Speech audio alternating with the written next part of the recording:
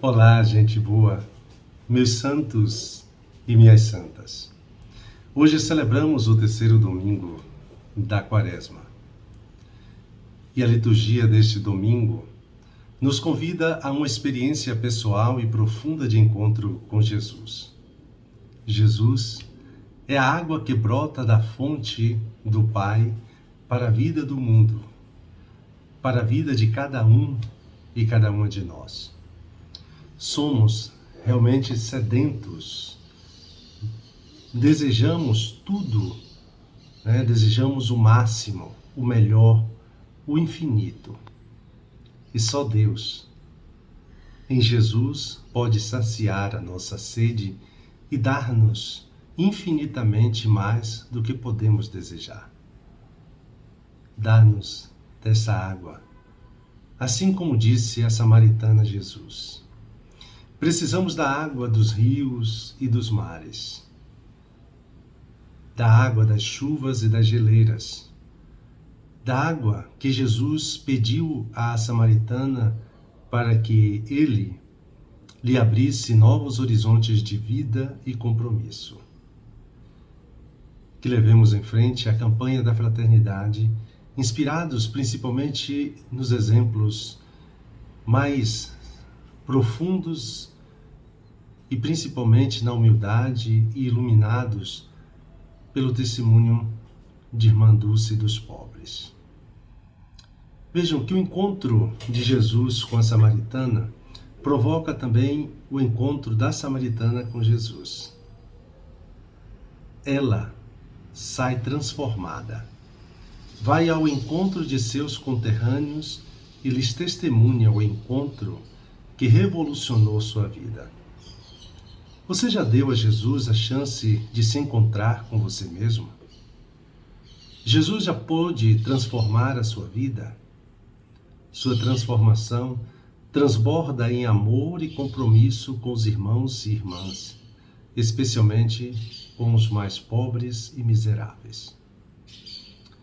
Essa passagem do Evangelho de hoje só se encontra no Evangelho de João, onde, diferentemente dos sinóticos, os samaritanos são bem vistos. E depois de ter se encontrado de noite com Nicodemos, o homem da lei, como encontramos lá em João 3, de 1 a 21, Jesus se encontra em pleno meio-dia com a mulher samaritana.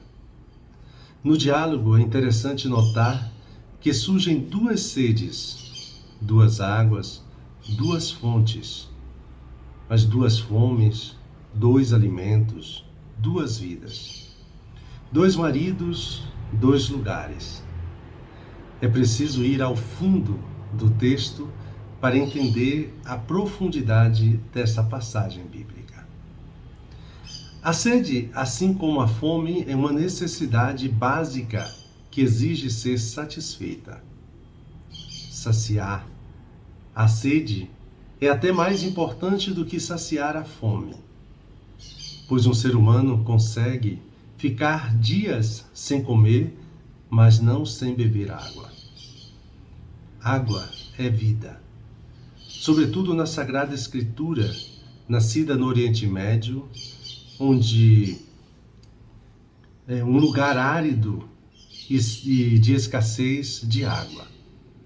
A água é tão essencial para a vida que chega a ser comparada ao próprio Deus, que descreve a si mesmo como a fonte de água viva. Nós, seres humanos, temos também diversos tipos de sede, porque somos marcados por essa realidade, como a sede de amor, sede de paz, de afeto, sede de justiça, de oportunidade, de igualdade, sede de fé, de esperança, sede de Deus. Não basta tomarmos consciência de que estamos com sede.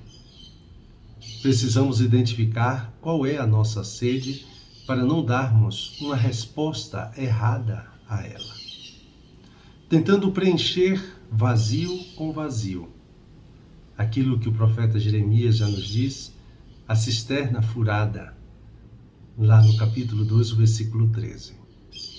Além disso, como nos mostrou o texto do Êxodo, suportar a sede é o preço que às vezes temos que pagar para sermos livres.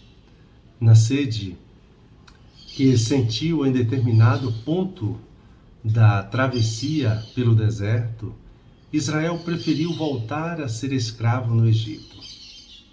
O sofrimento causado pela abstinência de droga, por exemplo, é uma sede que precisa ser suportada em vista da libertação do vício da droga. Isso vale também para outros vícios. Nós precisamos aprender a suportar determinadas sedes, se queremos nos libertar do mal que certas águas intoxicadas causam em nós. Jesus apresenta-se no Evangelho como verdadeira fonte de água viva. Cansado e com sede, porque era meio-dia, ele se senta junto ao poço de Jacó e pede a uma mulher samaritana: dá-me de beber. Ao fazer esse pedido, Jesus está quebrando duas barreiras que existiam na época. Um judeu não dialoga com um samaritano, assim como também um homem não dialoga com uma mulher em público. Quais barreiras existem entre você e Jesus?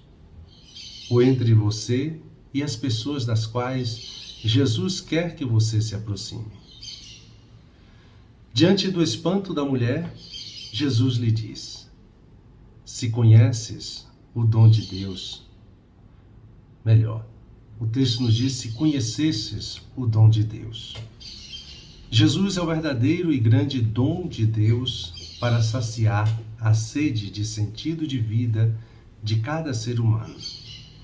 Além disso, o fato de Jesus ser dom de Deus significa que para você poder beber da sua fonte de água viva, basta uma coisa: que tenha sede. Quem tem sede, venha a mim e beba. Jesus não disse: quem não vive em pecado, venha a mim e beba. Ou quem está com os sacramentos em dia, venha a mim e beba.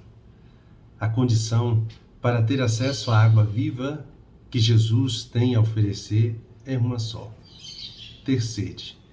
O que significa sentir a necessidade de que precisa ser salvo, ter a consciência de que a sua cisterna está furada e não dá, então, para continuar tentando preencher vazio com vazio. Qual é a sua sede neste momento? Como você tem procurado saciá-la? De onde vem? De onde você tem procurado beber para que sua vida tenha sentido? Diante da promessa de Jesus de oferecer não apenas água, mas água viva, água que faz a pessoa sentir-se viva a partir de dentro, a mulher pediu: Senhor, dá-me dessa água. E Jesus lhe provocou: vai chamar teu marido e volta aqui. E a mulher confessou a verdade: eu não tenho marido. A salvação que Jesus veio nos trazer é um dom de Deus. Mas a recepção desse dom passa pela abertura à verdade. Em outras palavras, a nossa sede mais profunda só pode ser saciada quando temos a coragem de reconhecer as mentiras que escondemos dentro de nós mesmos. Disseste bem que não tens marido, pois tiveste 5 maridos, e o que tens agora não é o teu marido. Nisso falastes a verdade, nos disse Jesus. Por que Jesus toca na questão do marido daquela mulher? Isso porque na Bíblia, Deus se define como marido, como esposo do seu povo, assim como o próprio Jesus é definido como esposo da igreja. A mulher samaritana representa o seu próprio povo, cuja religião sofre a influência de 5 crenças diferentes. Quando a mulher reconhece que o homem com quem vive não é seu marido, está dizendo que ela ainda não fez uma experiência verdadeira de Deus em sua vida. Para quantos de nós Deus ainda não é o marido, o esposo? Quantos de nós ainda não experimentamos verdadeiramente o Deus que é amor? Quantas coisas ou pessoas estão ocupando o lugar que só pode ser ocupado por Deus dentro de nós? O lugar de Deus na vida de muitas pessoas foi ocupado pelo consumismo, por algum tipo de vício, por doutrinas religiosas doentias e escravizadoras, pelos bens materiais, por uma sexualidade compulsiva e pervertida, pelas redes sociais, etc. Não é de admirar que a ansiedade, a depressão, o tédio, a perda de sentido para a vida e etc. encontrem tanto espaço dentro das pessoas do nosso tempo. A sede mais profunda continua gritando dentro delas, uma vez que não fizeram a experiência com o Deus que é fonte de água viva. Tendo encontrado em Jesus a coragem para ser afrontada e para confrontar com a sua verdade, a mulher samaritana voltou para a sua cidade testemunhando: "Vim de ver um homem que me disse tudo o que eu fiz. Será que ele não é o Cristo?" E o Evangelho afirma que muitos samaritanos daquela cidade abraçaram a fé em Jesus por causa da palavra da mulher. Estamos no ano vocacional e nossas cidades estão cada vez mais paganizadas. A maioria das pessoas vive como se Deus não existisse. Nossa presença na cidade é uma presença cristã, uma presença que desperta nas pessoas o desejo de conhecerem Jesus e de permitirem que a verdade do Evangelho as liberte de suas mentiras? Nós já aprendemos com Jesus a dialogar com as pessoas sobre a sede que elas sentem, sem importar-lhes, sem impor-lhes doutrinas religiosas que nada dizem à vida delas? Quando Jesus faz o convite, ou fez o convite, "Quem tem sede, vem a mim e beba", estava se referindo ao dom do Espírito Santo, água viva chamada pela igreja de Senhor que dá a vida. Segundo o apóstolo Paulo, ele é o amor de Deus, o marido, o esposo, derramado em nossos corações. Clamemos pelo reavivamento desse amor em nossos corações. Mergulhemos nessa fonte de água viva que chega a nós pelo peito aberto de Jesus na cruz. Abandonemos nossas cisternas furadas e busquemos com sinceridade aquele que é a nossa fonte de água viva, o único que sacia nossa sede de sentido de vida. Só concluindo, é importante destacar que no primeiro sinal em Caná da Galileia, Jesus veio trazer vinho novo, sinal de amor. Depois trouxe a luz para a noite escura de Nicodemos. No Evangelho de hoje, Jesus apresenta a água viva que jorra para a vida eterna e que dá vida ao mundo. Em João 6, será o pão descido do céu que sacia nossa fome. O mundo de hoje é um mundo em crise, em meio a tantos caos. Jesus continua sendo o bom vinho, a luz, a água, o pão que alimenta e que traz esperança.